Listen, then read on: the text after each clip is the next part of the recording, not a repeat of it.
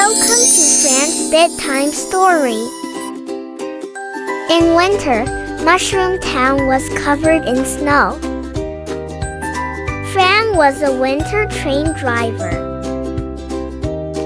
The animals were getting ready for the Forest Night Festival.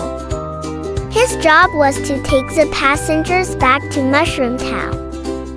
On the way, the snow suddenly became very heavy.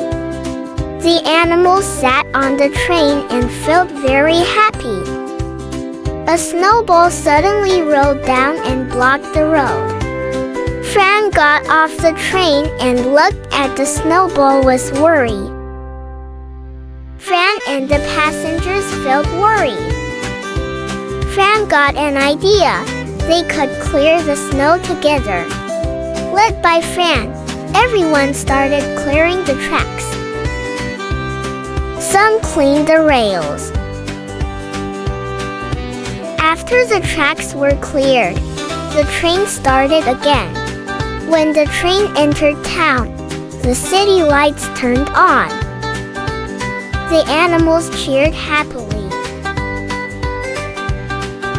Moral: in the face of difficulties, only unity and courage can lead to victory.